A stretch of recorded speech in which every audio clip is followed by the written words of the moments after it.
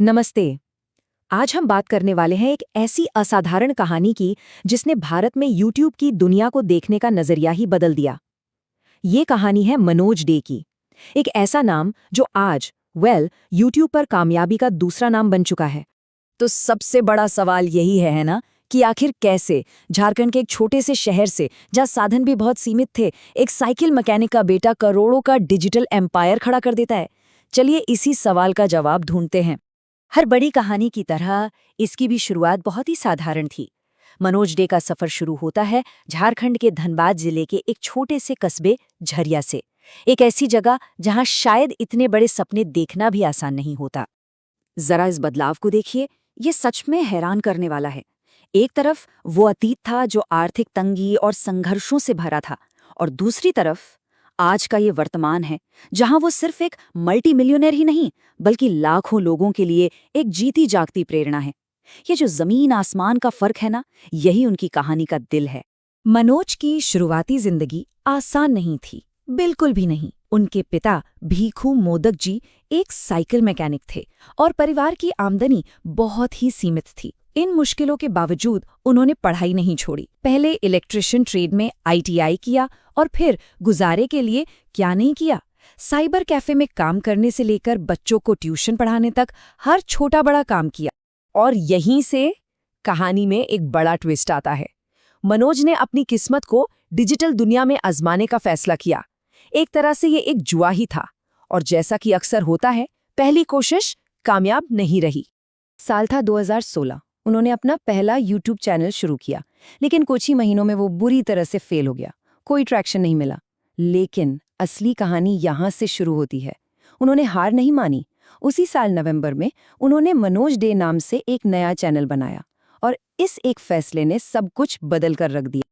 देखिए, उनकी कामयाबी रातों रात नहीं मिली। ये उनकी पहली असफलता से सीखने का ही नतीजा था। हार मानने की बजाय उन्होंने बैठकर सोचा, विश्लेषण किया कि आखिर गलती कहाँ हुई। उन्होंने अपनी पूरी स्ट्रैटेजी बदली और एक नई एनर्जी के साथ वापसी की, और यही वो फर्क था जो उन्हें सबसे आगे ले गया। तो सवाल यह है कि उन्होंने ऐसा क्या अलग किया कि दूसरा चैनल इतना बड़ा हिट हो गया। इसका जवाब छिपा है उनकी कंटेंट स्ट्रैटेजी में। उन्होंने, आप कह सकते हैं कि क्रिएटर कोड को क्रैक कर लिया था। उन्होंने दर्शकों की नब्ज पकड़ ली थी। उन्होंने ठीक उस कंटेंट पर फोकस किया जिसकी लोगों को सच में जरूरत थी। यूट्यूब पर कैसे सफल हों, ऑनलाइन पैसे कैसे कमाएं, मुश्किल टेक्नोलॉजी को आसान भाषा में समझना, और इन सबके साथ साथ मोटिवेशनल वीडियोस।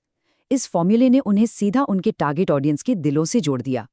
एक स्मार्ट एंटरप्रेन्योर की तरह वो सिर्फ एक इनकम सोर्स पे डिपेंडेंट नहीं रहे।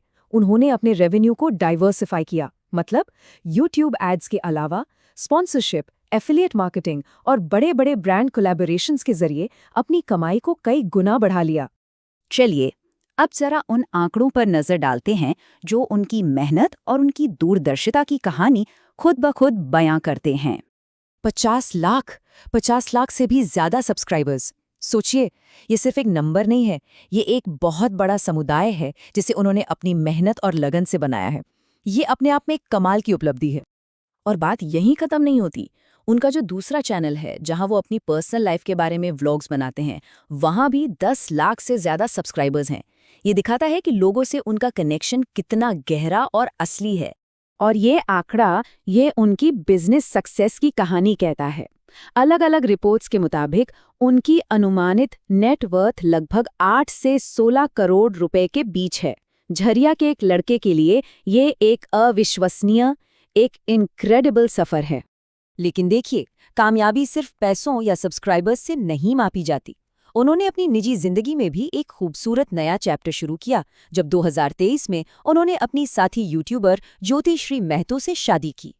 तो इस पूरी कहानी से, इस शानदार यात्रा से हमें क्या सीखने को मिलता है? इसका निचोड़ क्या है? वो एक मुख्य संदेश क्या है? उनकी सफलता का पूरा सार, उनकी पूरी फिलॉसफी उनके अपने ही इन शब्दों में है। ये लाइन उनकी पूरी यात्रा का निचोड़ है कि अगर सच्ची लगन हो, पूरा समर्पण हो और आप कड़ी मेहनत करने से न डरें, तो फिर कोई भी लक्ष्य नामुमकिन नहीं है। और हम आपको इसी एक विचार के साथ छोड़े जाते हैं। मनोज डे की कहानी हमें दिखाती है कि शायद संसाधन या बैकग्राउंड उतनी बड़ी बाधा नहीं है जितना हम सोचते हैं। तो फिर सोचिए, आज के इस डिजिटल दौर में जहां मौके इतने ज्यादा हैं, सफलता की राह में असली सबसे बड़ी बाधा क्या है?